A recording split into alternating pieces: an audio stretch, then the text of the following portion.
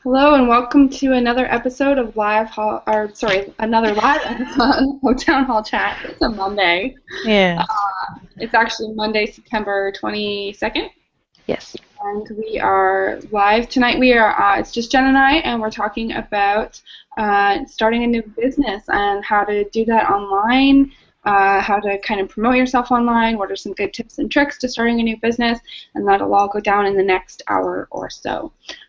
So if you're watching us live, welcome, and thank you for joining us. And if you're watching this later as a recording on YouTube, thanks for checking it out, and stay tuned to the end because that's the best part. That's right.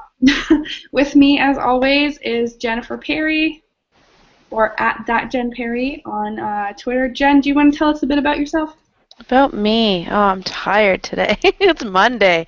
About me, I am obviously I do operations at Main Street, as you can see by my beautiful lower do down there. I blog at that'swhatshesaid.ca and thatjohnperry.com.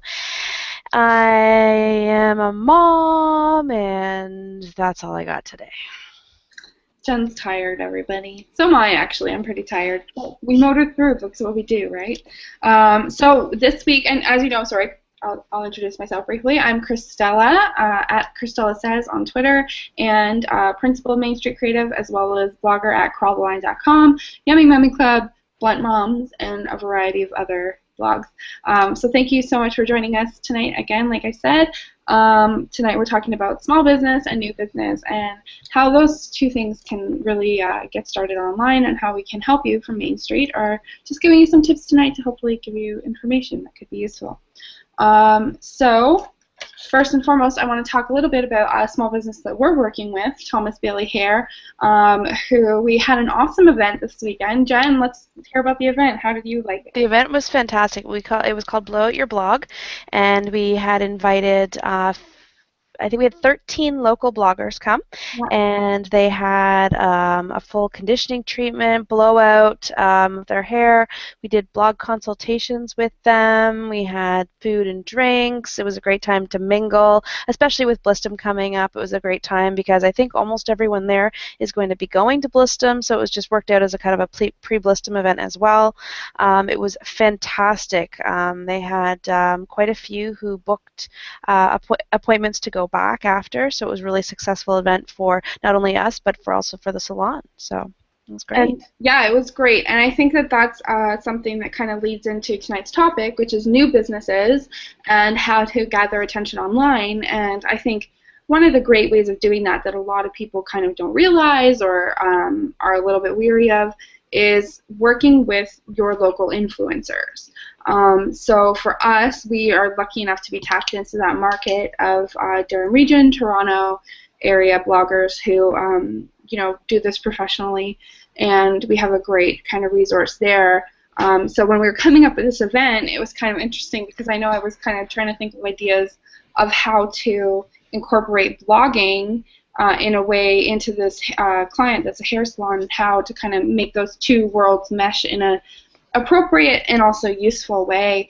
And when we came out with the idea of Blow Out Your Blog, we were just like, yes, this is awesome, it's going to be so fun. And I think that everybody, the client, Thomas Bailey, was happy. The bloggers all came out feeling really good and having a nice chat. I think the only, like in hindsight, I would have loved for it to be longer and earlier. And I think it's totally something that we can do regularly as a kind of fun event night for bloggers, maybe at different salons, maybe always at Thomas Bailey, who knows. Yeah. And I forgot to mention they each blogger had a headshot done as well, which was fantastic. We had a local photographer who we brought in, and she took everyone's headshots after they had their beautification done. Right, and it was awesome. Like, we had a great time just chatting with everybody, and I think it was really fun for us to be able to sit down with each individual blogger, or at least a few of them, and kind of chat about what makes blogging work and how they can better kind of manage their blogs or change little things here and there to kind of make it work. And actually, for me, that was even something that I stepped back and I said, my blog could use some work too recently. I had uploaded a new theme, and as a designer, it's kind of something that we do sometimes, changing the look and feel of things. You get bored a little bit easier, I think, of how things look.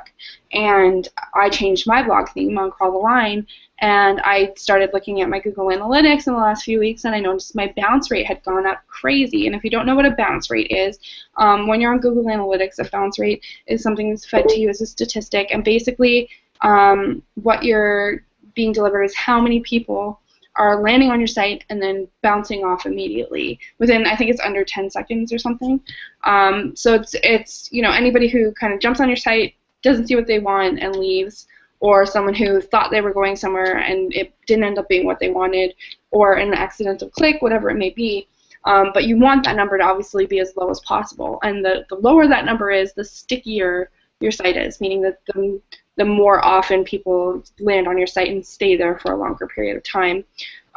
So for me, that bounce rate number, having it at like 0% for consecutively for about 6 months, I was really proud of myself, because that's like pretty much unheard of in the blogging world. And I worked kind of hard to get it there, figure out the elements that I could do to get it there. So when I reached that number and then I changed my theme and it started to climb up again, I was like, dang it. So I put my theme back to the old one with a few minor changes. And so we'll see how it affects. But that's just an example of how to use those statistics and those measurements beyond just sending them out for campaigns or getting that information and not really knowing what to do with it. Use it to analyze the way that people are behaving on your site, whether it's your business site or your blog site, and make changes accordingly to try and change those numbers and see how that reflects. And I know, Jen, you're teaching a session on Google Analytics Uplist in Canada in, 10 days? Oh, my goodness. It's going to be, I can't believe it's coming out soon. Wow. Yeah, and we're going to obviously, we'll talk a lot about those numbers, especially things like bounce rate, because it's really important for bloggers. And I think more and more companies are starting to realize, like I know when we recruit bloggers for our campaigns, that's one of the numbers we ask for, and more companies are going to start asking for that, because it's a very important one, because you could have, let's say, 50,000 hits a month, but if your bounce rate is 90%, then really only 10% of those numbers are what are relevant. Give or take, of course, because we know, it does time out. There's things like that. There are some quirks about Google Analytics, such as the timeout. So if somebody opens it, reads your whole article, and then leaves the browser open, that can also count as a timeout as well. So, which is another reason why you should add read more tags and excerpts to your front page, not have your whole post living on your front page, stuff like that. So that's stuff we'll talk more about as we go on into different town hall chats, but tonight, since we're talking about small business, let's get to it. So we got a few questions on Twitter, so maybe we'll start with that. Jen? Let's pull it up. Okay, so these there's actually two questions here that sort of go together, sort of a two-parter. So number one, these both actually come from the OK Mommy. We love her. Mommy? Sorry? I said hi to the OK Mommy. So the first part is, if your brain runs an overdrive like mine does, how can you tell a great idea from just another random thought? And then sort of to tack onto that, and then how do you get started after that great idea? That's an awesome question, and I think something a lot of people who have consecutively good ideas kind of stand for. I know I'm always coming up with new ideas for businesses or products or things like that, and I keep a notebook with, or if you're me, about 50 individual notebooks that are kind of floating around my house, where I write down everything. And if I don't have my notebook close to hand, it's a voice memo on my phone or a note or something, because if I don't write it down, I lose it. And I've had plenty of awesome ideas throughout the years that I've lost, so I've kind of learned to write it down, even if it doesn't stick. And the best thing is, writing it down and kind of getting it out sometimes can lead to better ideas. Sometimes it can, it's sort of like taking that spaghetti and throwing it up on the wall and seeing what sticks. It might not be fully ready yet, but it might be a part of a bigger idea down the road. And just sort of giving yourself the room to be creative with that kind of stuff. Not everything has to be, smash it out of the park and the game kind of idea, but it's getting your creative juices flowing so that every time you have an idea, you can expand and elaborate and grow that. And I think that's a really important part of someone who sets out to be an entrepreneur or someone who sets out to start a business, is letting those ideas and letting that kind of free-form thinking go into something that might be bigger, which is sort of how we came about with Main Street too. I identified a niche in the market of something that was working really, really, really well for big businesses and not really happening at all for small businesses. And I said, how can we kind of approach that in a way that's going to help these people and give us the work that we need to do? So, we wrote it down, I sat on it, and that's also, time tends to be the thing that prepares ideas and makes things seem if they're good or not. So giving yourself that time to write it down and then go back and revisit it later when you're in a clear mind or a different perspective, and those ideas that are really good will jump out at you always. And then from there, part two is how to take that idea and turn it into a reality. A lot of it is just dedication. A lot of it is perspiration, getting down and actually doing the work. For some people, it means hiring the right people to make that idea a reality. A lot of people have really good ideas and don't have the skills, transferable skills or otherwise, to actually grow those ideas into a real business plan. So if you're not the type of person who can sit down and take an idea and turn it into a business plan, that's okay. Not everybody is.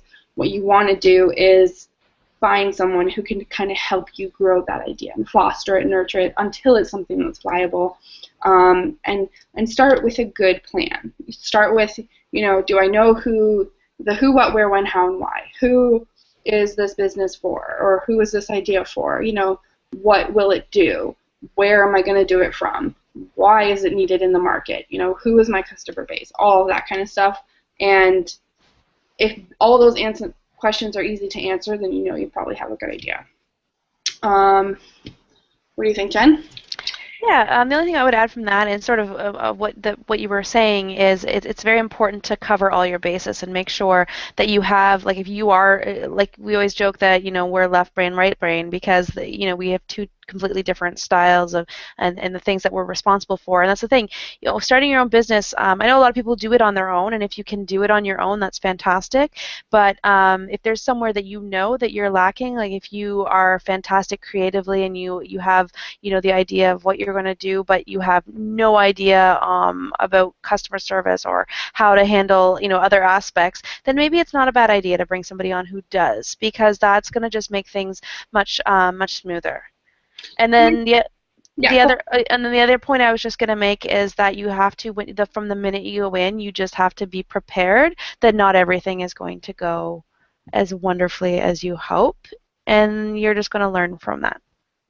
For sure. And I think that also, in that realization of maybe I need more people, or maybe I need someone with this type of personality, it's part of recognizing your weaknesses. So personally for me, my strengths are I'm very creative, I can think outside the box, I'm determined to get things done in a way that is fitting. My weaknesses are I have to be super interested in a project, I need someone to keep me organized because I am that creative type, and I need to see the potential in something to really, really work hard at it. Not that I don't work hard at everything I do, but just that emotional connection to something always makes me work harder. So I have to figure out how to find that emotional connection to all of the work that I'm doing in order to produce the best results. And that for me is mine, whereas Jen's is obviously completely different, and that's why I keep her around,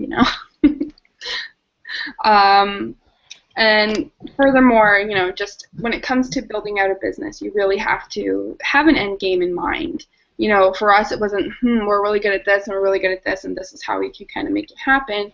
It was more of, what's the long-term plan? Who is this helping? Is this a market that's going to be viable over time, and how do I grow it there? And don't be afraid to tell people your ideas. I think there's this long-standing kind of tradition or mental predilection that people don't want to divulge their great ideas to other people because they think that other people will steal them. And I know that I was working with someone who was doing a presentation at a business conference about how they made their business successful using online marketing and social media, and their biggest, and a lot of people are kind of like, oh, don't you not want to give your competitors those advantages? And that person was just sort of like, most of the success comes from actually doing something, and most people don't actually take the time to do what it needs to be done. And it's so true, so don't be weary of people stealing your ideas so hard that you're not actually talking them out with anybody, because I think talking through ideas can definitely impact the outcome and the results of those ideas. So find a mentor or confidant or someone who you can talk through your ideas with if you have a lot of ideas on a regular basis. That's my advice. Yeah, I like that. Yeah. So as far as small business goes, I've had my fair share, and it always comes down to two things: are you passionate about it, and are you willing to work hard at it, regardless of everything else? Because when you're your own boss and when you're starting your own business, you're the only person that you report to. You're the only person who is responsible for the success of that business, and sometimes that means really late hours, really early mornings, work. It means choosing your business over things you really want to do in the beginning. In the long run, it means more freedom, more time to do the things that you want to do, and focus on the stuff that you're good at. Not having a boss is always a good thing. But being your own boss and holding yourself to those disciplines that need to be in place in order to be successful as a small business owner are very, very important things. So, yeah, we didn't have too much Twitter action today. I believe there's a few Twitter parties happening, so shout out to those. But we were really looking forward to seeing all the comments on the video after the fact. And next week we'll have a fun guest for you guys. Yay! So I know Jen and I earlier were talking about all the things that you need to launch a business online, and there's so many things that you need when you're starting a new business. And now that we have social media at our disposal, as small business owners, we need to take advantage of this free platform that's there for us in so many different ways to grow our businesses. I know, like I said in the chat, my first business was a merchandising company working with bands and artists and touring around Canada, and obviously that was really fun. It also took a lot of hard work, and starting it on my own, I did not have a marketing budget. I did not have, staff. I didn't have anything, and my goal was just sort of to raise awareness. And how do you do that without marketing in those traditional mediums, print marketing and inbound and taking ads out in newspapers and all that stuff. And I realized really early on that my audience, thankfully, was online, because bands were starting to adopt that sort of MySpace persona of growing their communities online through their MySpace pages, through their SoundCloud, all that kind of stuff. So I hit them where it hurt. I grew a blog. I wrote about, how to do different things in merchandising.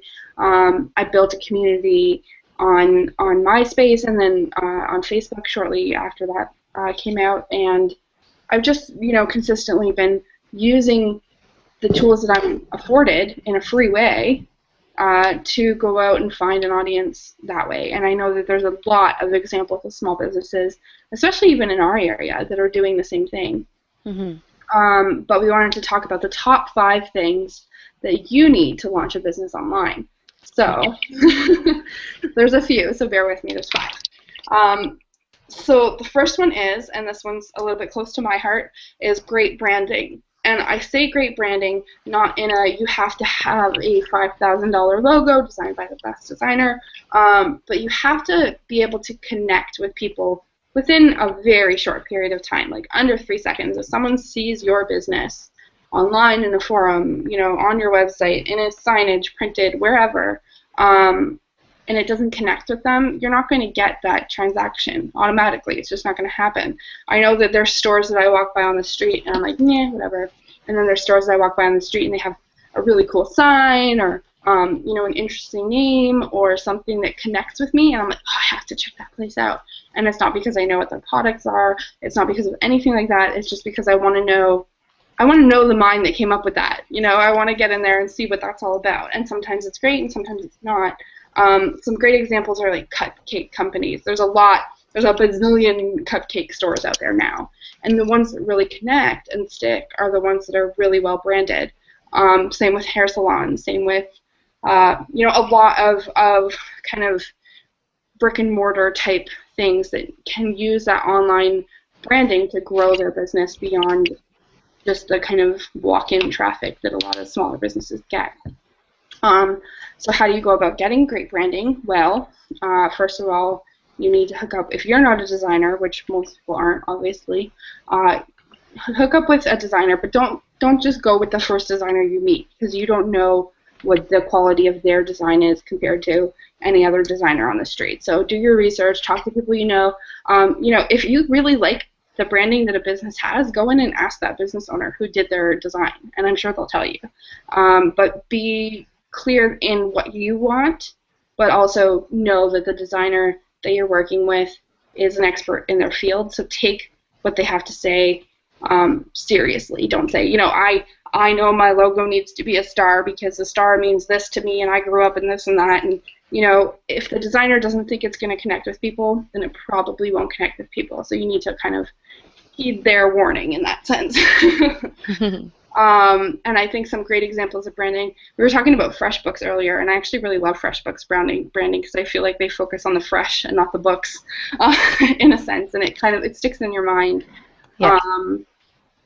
There's the obvious branding, the Coca-Cola, the Pepsi, but I think that there's a lot of smaller examples of companies. Some barbershops have like the coolest branding ever, just because they go with that vintage old style. And if that's what you think might work for you as a niche in your brand, then do it. There's so many examples. I'll post some on the blog later of kind of different awesome branding examples that I like and how they went right as opposed to wrong. And if you have any questions about branding, you can always send them to us. You can tweet them at us at Main Street CC, MAINSTCC, yes. So then the second one is a real social presence. And I say real because, as we know, anybody can be on social media, and a lot of businesses are on social media, but how many of them are actually using social media correctly? Jen, who's your favorite business on social media? I have a few. Probably, honestly, I'm going to say some of the beer companies out there. I won't name one in particular, but I just love how they interact, and they make fun. They're constantly posting. They're replying to people. Any company that does that. There's so many, but it's the ones who are interacting. They're engaging. They're the ones that are posting the funny pictures and maybe even like getting close to crossing the line, but not quite crossing it, making people talk. Yeah. Yeah, for sure. And like a great example of taking a risk online to kind of test your market would be the Ship Your Pants campaign from Kmart. I think that's a great example of kind of pushing the limit just until people couldn't handle it. And seeing, it's almost like the fun of seeing the reaction that people have, right? Mm-hmm. And I think some great examples of, for us, local, and other people can look them up, Coffee and Cakes in Bowmanville does a wonderful job on their social media. And it's less about what they're putting out promoting-wise and more about the fact that consistently every day, I think for the first at least the year and a half or 2 years the store was open, which it's a small local cafe that makes really beautiful cakes in Bowmanville. And they every day just posted a weather update, a trivia question. It was this big, long thing on social media, but it got to the point that because it was consistently happening over time, people really started to connect with it. And I remember there was a few days that the owner kind of woke up late and didn't get it out right away, and people were like, hey, where's my update? I've been waiting for it all morning, kind of thing. So you've created a good kind of conversation with your audience when it keeps going, even when you're not there. So that's a great example. Just being consistent and knowing which platform you're on and using it for the right platform. So don't just post something to Instagram and then share it from one site to the other as sort of your blanket social media activity for that day. Think about the network you're on and how people interact on it. Take a different approach to Twitter, a different approach to Facebook, and a different approach to Instagram or LinkedIn or whatever social media platform you're using at that time, because each one has sort of a different, not really a different customer base, but a different approach to social networking. And that approach makes all the difference in how you interact as a business online with your customers. Yes. And you don't need, I think it's kind of this blanket statement that every business needs to be on social media and every social media site all the time, all day, every day. And while it is true, you should establish a social media following and presence more so. I think it's more important to focus in on what you're good at. So try out all the networks. If Twitter seems to be the one that's working best for you, you know, create a plan around Twitter, focus on that plan, grow your Twitter following, and then, okay, when you're happy with that, then grow your Facebook, then grow your Pinterest. You know, find the platform that works best for you at that time, learn how that platform works, and then attack the other one. Because if you try and attack all platforms at once, as a new business owner, what's going to happen is you're going to get overwhelmed. You're going to, you know, not know or not pay attention to how people are interacting on that platform. Right. And it's not going to resonate with people. So you have to figure out how the platform works and how the content that you're putting out there is going to resonate with people the best. And once you do that, your social media presence and your following, if you remain consistent over time, will grow. Anything to add to that in terms of social presence? No, I think you've covered it there. That's a pretty good explanation. Kind of my wheelhouse, you know? You rock, yeah. That's why I keep you around. Exactly. So the third one would be you need a plan, and not just a business plan, though that is very, very important, but a marketing plan. A lot of people, I think, gloss over this whole planning stage in the beginning when they have a great idea for a new business, and it tends to happen that, you know, they get the business open and there's, you know, this kind of excitement for how things are going to go, and then they're like, oh, marketing, right, how do I do that again? So, you know, get a grasp, do your research. You don't have to hire a marketing firm to grow your company's marketing, but what you can do is see how it's done and try and replicate that as best as you can. So create a plan, you know, a 1-month plan, a 6-month plan, a 1-year plan. What are your goals? Where do you want to be a year from now? And then work backwards. And, you know, okay, if a year from now I want to have this many followers and be engaging this much and be pulling this much business from social media, how do I go about doing that? And do that. Make your expectations realistic. Give yourself short-term and long-term goals, and you will succeed as long as you're consistent with it. Mm-hmm. And also learn from that plan, right? So, you know, if you create a 1-month plan that involves some sort of campaign and that campaign falls flat, figure out why. Don't just go, oh, that one sucked. On with the next one. You know, kind of analyze where things were going well, where they weren't going well, and how you can kind of improve that, okay? And take advantage of any of the education that you can get out there. Go online, research. Take courses like even us. Like if you can't, you know, you don't want to work with a company like ours. One of the things that we're going to be doing is offering courses to small business owners who want to learn these things and do them on their own. So you may not want us to handle your social media for you. You may want to learn how to do it yourself. And so there's that it's out there, and you just gotta look for it. At the end of the day, to be realistic, no one knows your business better than you know your business. It's true. So, you know, especially as a small business owner, someone who's handling the ins and outs, the operations, the day-to-day of their business, it's not going to hurt any to have a better grasp of your marketing. If anything, when your business grows to the point that you can afford to hire a marketing firm like Main Street, what will happen is we'll be able to talk to you in a more kind of individualized understanding, because we both know what we're talking about. We're not kind of explaining the P's and Q's of marketing to you because you already have a fair understanding of it. You may not be an expert, but you've done the work over the last year or however long to try and learn and to take advantage of what was there for you. So it makes our job a little bit easier in the end too when your company's gone to that point. Yep. Yeah. Sorry, I'm just looking at it. So I think one big thing that I'm probably going to catch a lot of guff for in the long run is stop printing things. I don't know why small businesses have this obsession with getting everything and anything out there on print. And it's not to say that it isn't always successful. I think it's just super duper overkill in the beginning. to, spend everything you have as far as a marketing budget goes on, print ads, mailers, newspaper, articles, business cards, direct mail,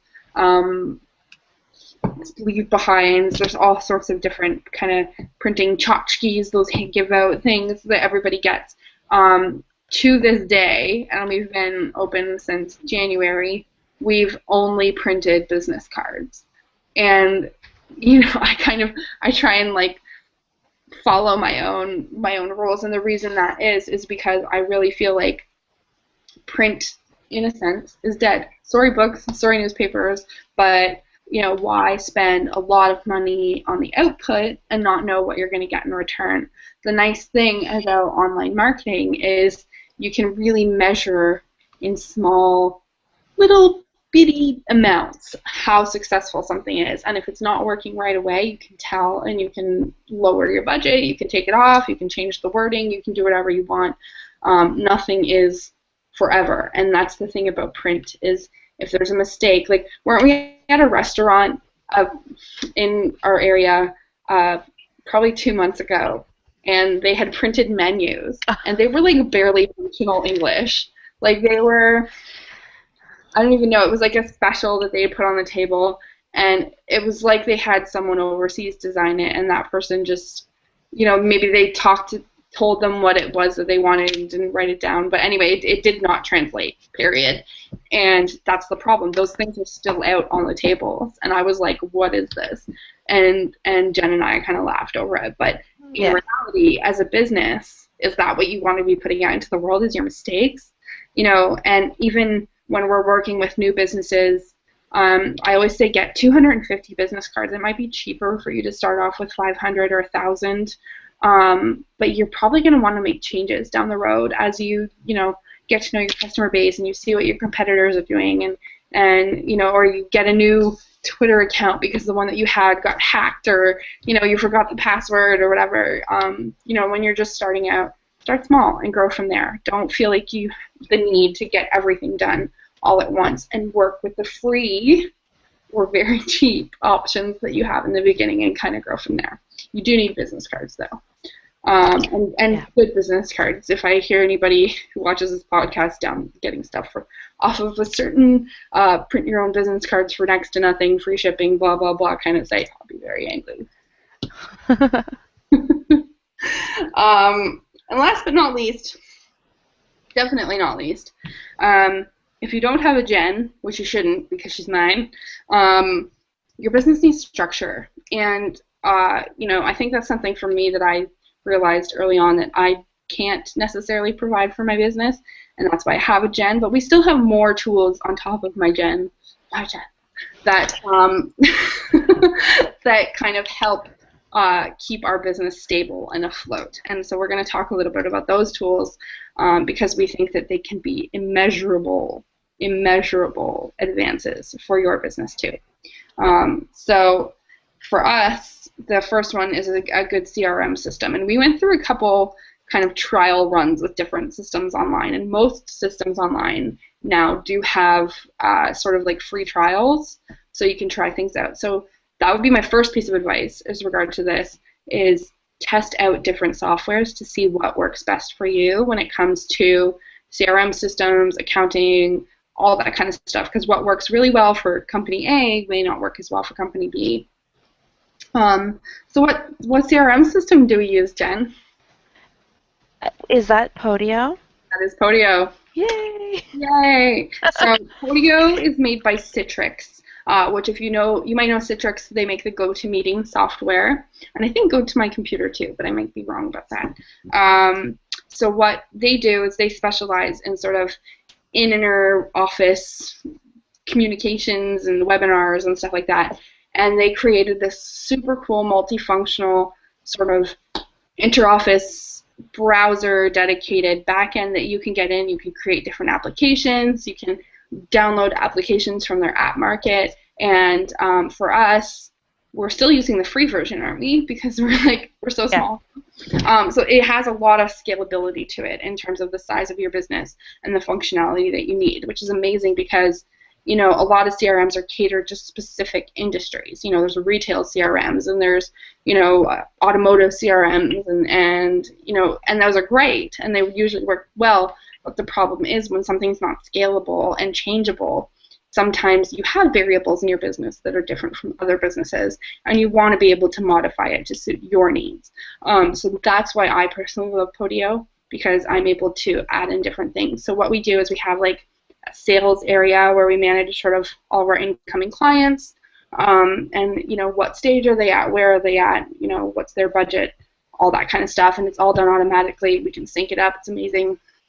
And then we have our projects section because we do project management for the most part.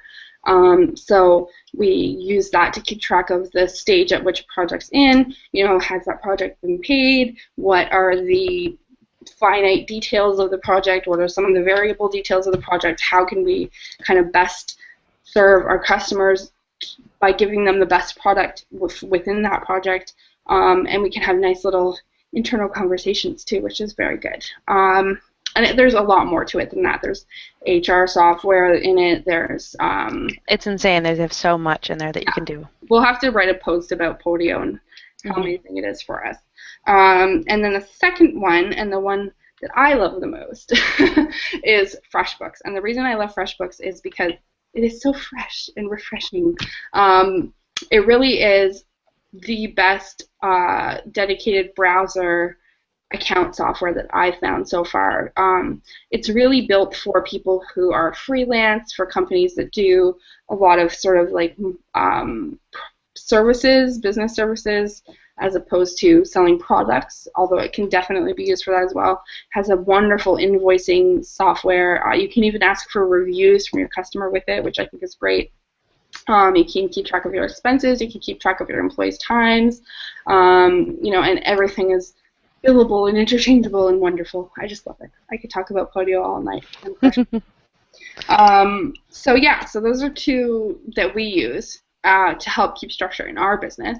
And we'd love to hear what you guys use in terms of different, is it QuickBooks? Is it, SharePoint? What are the softwares or tools that you're using to help grow your business? And, have you run into any problems with them so far? How can you, make them a little bit more modifiable? Is that possible? Is there a better solution out there for you? We can help you with all that stuff too. So those are our 5 things, and I'll reiterate. Great branding, a real social presence, a real plan, stop printing things, and have a structure. So if you can do those 5 things right from the beginning, you're already ahead of the game big time. So Jen, what do you think as, this is sort of the first business I think that I'm aware of that you've sort of been at the helm of. Mm-hmm. So as a real new business owner, as opposed to me, who's more like a serial business owner, what are some things that you didn't expect that have happened, and what are some things that you'd like to kind of continue learning? I think right off the top of my head, I didn't expect us to get as busy as we did so quickly. Yeah. And that's an awesome thing, and I think anybody who starts a new business would never think of that as a negative thing. It's something that we sort of thought that we were going to have to really spend a lot of time sort of advertising ourselves and building up, and luckily we seemed to come up, I think that's how we knew our idea was a good one right off the bat, because business was just coming in really quickly. Saying that, I don't think we were prepared for that, and we learned a lot of lessons when we first started. And so I think that's not a bad thing either. At the end of the day, you're learning, you're growing, and so luckily we sort of found our way, and things are going fantastic. But it's about, when you start that business and whether you get busy with it right away or you get busy 6 months down the road, you get busy. Well, be prepared, but if you aren't, it's not, you're going to learn, and the best way to learn is to make mistakes, and so that's the thing. So I think, that's sort of my biggest thing. We can probably do a banner ad that says, getting busy, protect yourself. It's true, right? And we ended up having to bring on some staff to help, because it was getting to the point where we realized, wow, because that's the second lesson too, is that we tried to handle it all ourselves. Yeah, If you feel overwhelmed, you're overwhelmed, and Yeah. take that as a kind of notion of, okay, maybe I need some more people, or I need to. Or you have to have the ability to say no. Yes, yes, I'm You, taking that one. yeah. Yeah, and that's the hardest thing to do as a business owner is to say no, I can't take you right now. And we're learning that that is something that happens, and we're getting clients coming to us because referred to from other companies that do similar work because they just can't take on any more work right now, and they're coming to us and saying, "Can you take this client on for me?" And we will do the same. And there'll be times where we have to, as much as a project might sound right up our alley and something that really excites us, if we are already too busy, we really need to learn to say no. Unfortunately, at this time, in the timeline that you want it done, we can't, but let's recommend somebody who can. And to be honest, in our experience, there's been very rare cases where a client who said, "Listen, we're really busy right now. Would we be able to do this, in a month, or we can refer you to someone if you can't wait?" And they almost always wait because they almost always want to work with us because they've made that connection, like I was talking about in terms of the branding, even. They want what they feel is going to be the best product for them. So sometimes they will wait and sometimes they won't, and that's okay. I've had clients that didn't wait still refer me for other work because at the end of the day, they knew that maybe the timing didn't sync up, but that I was going to get the job done the way that they wanted. So they definitely passed that along to other people. And yeah, I totally agree with you. Be prepared in a sense, as prepared as you can be when things are getting a little bit nerve-wracking or overwhelming. Maybe start to build up that backup plan. Okay, if when I start to get overwhelmed, what am I going to do then? How am I going to have to hire somebody? Can I take on a VA to kind of handle more of my basic work? How can I redirect my attention into the important things, and what should I be kind of delegating to somebody else? And that stuff always is top of mind for us, I think. And we're still learning. We're still kind of doing this dance of over time, this is where I best fit, and this is where you best fit, and here's where we need somebody else. And that always, I think, is growing and changing based on the work projects that you're doing and all sorts of stuff. So don't be afraid to, don't be too committed to something, and also don't be afraid to let things And on the same sort of line there, a backup plan for an emergency. I mean, that we got hit with a pretty serious emergency right in a very, very busy time for us, right in the middle of summer. Yeah. And we were not prepared. Unfortunately, it was the first time it had happened, and luckily we have the most amazing clients in the world, and they were all so incredibly understanding. But not every client is going to be that way, and if they have a deadline that needs to be met, you need to have a backup plan. What are you going to do if, in case of emergency, if something happens to someone in your family and you can't be dedicating the hours that particular week that you had promised to? And the other thing to remember, too, is most small business owners are sole proprietorships. Those people, they might be building something for their family. They might be their only breadwinner in their family. So what can happen is, a major emergency strikes, and not only are they not able to work, but they might not be bringing in an income anymore. So having those kind of plans, having things like critical illness insurance, setting up your own personal insurance, having a few people who do the same kind of services that you do, who you can refer clients to in the interim if there is an issue. Maybe talking to them about having some sort of kickback, like, hey, I'm not feeling really well. I got hit with this crazy thing, and I need people to take over my work. Would you mind doing that? And how would you feel about, sending me a couple bucks because I'm passing on the work to you, kind of thing. Don't be afraid to have those conversations. And I think that the other thing is always,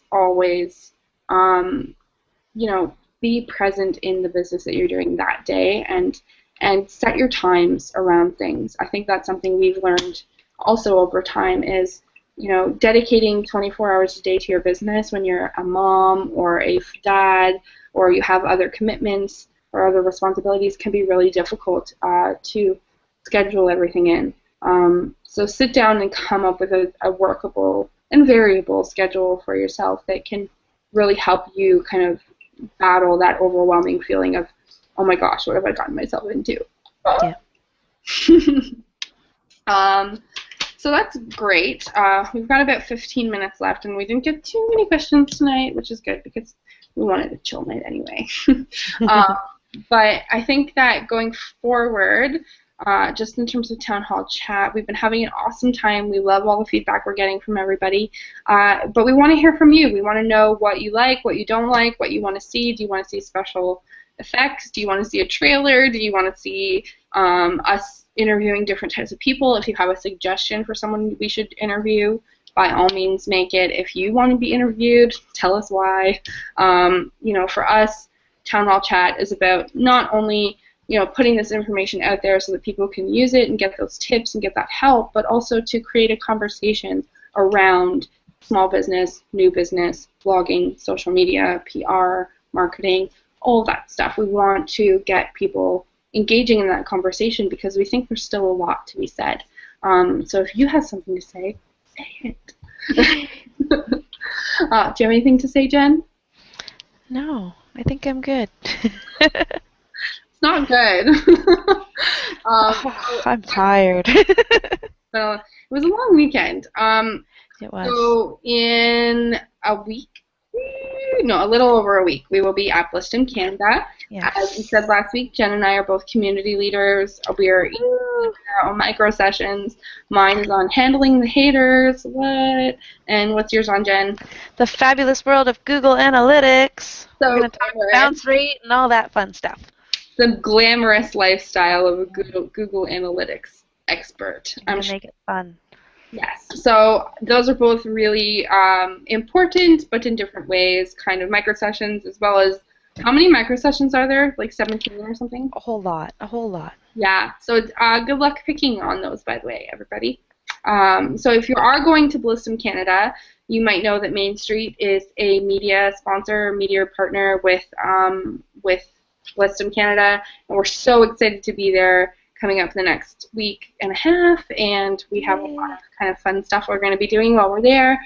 And we really want, if you have questions, ask us live. We're going to have the camera out. We're going to be filming a little bit, so maybe we'll show you some of that after the fact. If you have blogs you want us to write about, please let us know. If you have town hall chat themes you want to talk about, please let us know. We're really excited to just get in there and talk to everybody and see what's working and what's not. So. And if you have any more questions about starting up your own business, feel free to ask, because I know we didn't cover hardly any of it tonight. There's so much, we could do so many different ways, right, to talk about it. But if you have any more questions after this broadcast, let us know.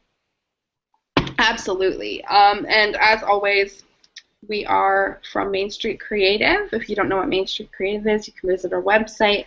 We're a marketing firm. I can't even talk today. A marketing firm / media agency. And what that basically means is we do marketing for small businesses.